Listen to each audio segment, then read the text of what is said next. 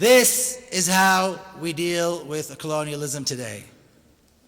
Political isolation, economic pressure, boycott, divestment, and sanctions. BDS, BDS, BDS. That is how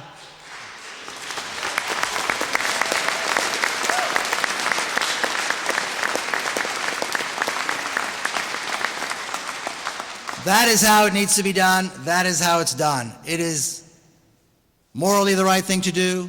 It is principled. It works. It's methodical. It has a track record.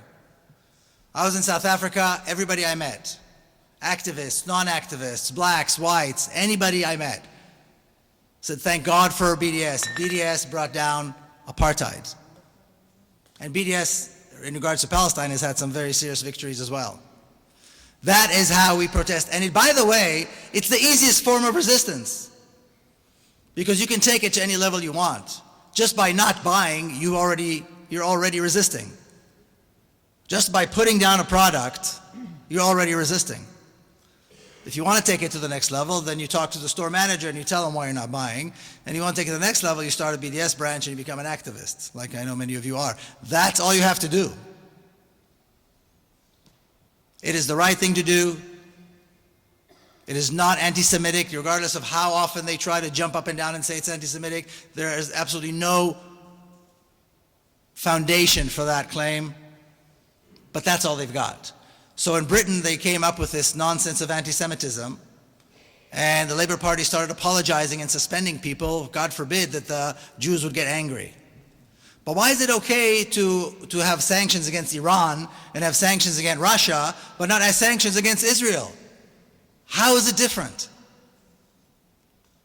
Well, Jews get to walk away with murder and that's it forever? Why is it okay? The only reason the claim of anti-Semitism exists is because they have nothing else to say. It's like children. They have nothing else to say, though they start calling each other names.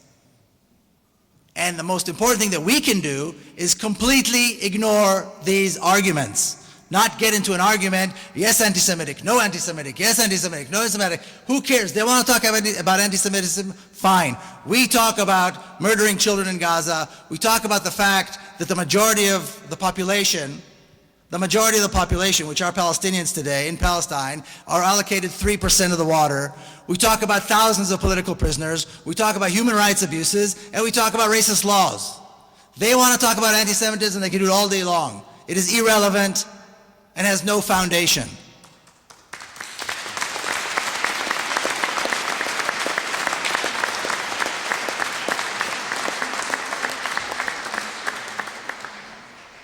In the US, there's another group, a wonderful group on campuses called Students for Justice in Palestine. And they do fantastic work all over the US. And you may have heard that Bernie Sanders, in his debate with Hillary Clinton, his last debate, when he was asked about Israel, he said clearly Israel used excessive force in Gaza, murdering over 1,000 people, injuring tens of thousands, and so forth. He could never have said that if it wasn't for all the years of activists, Palestine Solidarity, Students for Justice in Palestine, the BDS campaigns. That would never have happened. This is how change happens. And Israel is terrified of this, terrified of BDS. I was at a conference, like I told you, where the EU ambassador talked about how they welcome the products from the settlements. It was a major conference on how to combat the BDS, and the BDS is any Palestine solidarity that's out there. They're absolutely terrified, and it's a good thing, because that means it's working. So rather than back away when they say anti-Semitism, we need to push forward even harder and not apologize, because there is nothing for which our side needs to apologize. If there's any apologies need to be done, it is by the Israelis.